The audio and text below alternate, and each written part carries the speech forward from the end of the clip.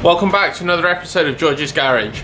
Today, I'm just going to continue ripping down all this car, get it apart. Outside, got the digger, we're going to drain the pond and build a road around the back.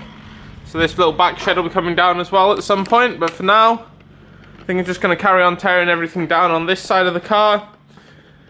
Get all doors, all that sort of good stuff off, and then get the other side off. So let's get started.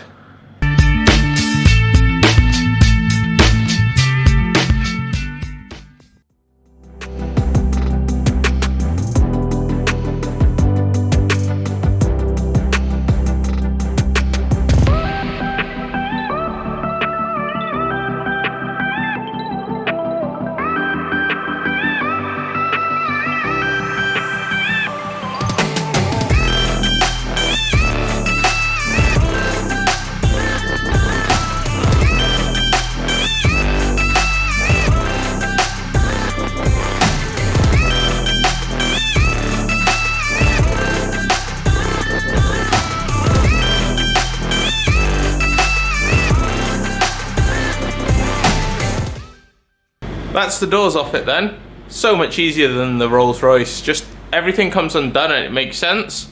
And then I'll show you in the back here. On the bottoms of the doors, I don't know how well you can see, it's got dark.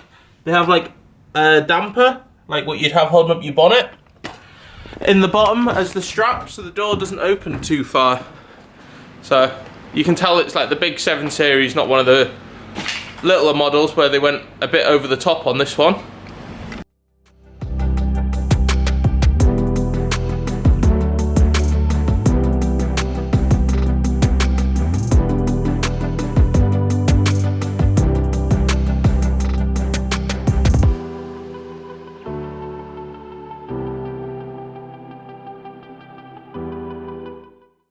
I have to say I really like how BMW have done the rear boot lid hinges. With the tube, it's really easy. Instead of the awkwardness of getting the wires out, it was easy, just push them back through. But things are coming apart. Probably rip the rear lights off and rear bumper next, and then pull the car across a bit so we can get the other side off. As you saw, I just removed the boot lid. See, from these. But what I found in there was, I don't know how well you can see it, but a pump, 2 hydraulic hoses going into a hydraulic ram, which lifted the lid when you press the button. So I've never seen something quite that fancy on a car before, but we're still just ripping it apart in here. And then I've unbolted, this should just pop out. Rear lights, it's just 3 on the back, and see, it's just the 3, really simple. But what I'm doing is, when I'm taking the back apart here, I'm not disconnecting anything that will stop the car not starting, but power going to it, so nothing that will make it short out or anything, so that I can attach it still, so I can use the electric seats to raise them, steering column to pull it out and things, so I can get everything unbolted. That it'll just be harder if I leave them without power.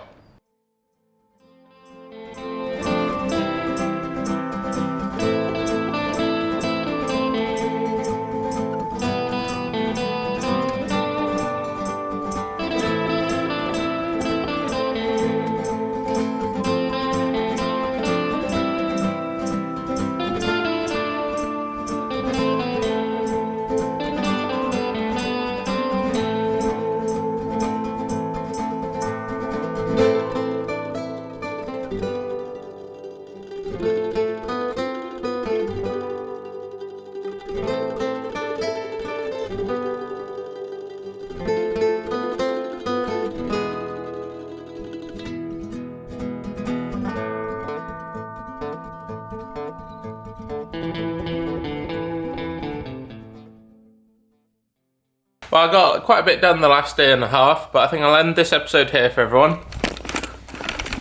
The back's coming apart. A lot of it's out. There's some, you know, I've got to get the, I don't know how well you'll see, but the headlining to come out to get the last wires up there. Then that's most of the wires in the back here free, behind the carpet. Then we'll just work our way forward and pop the front seats out. Shouldn't be that hard, I imagine. I already took one of the covers off down here. You'll see in there.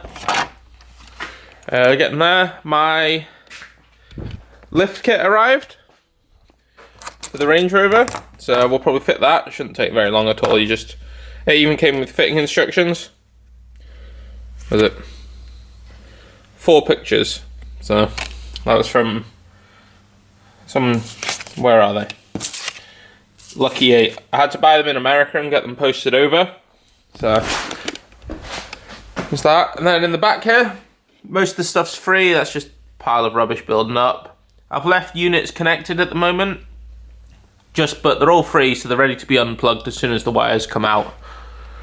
But thanks for watching. If you can give a like and subscribe. Thank you.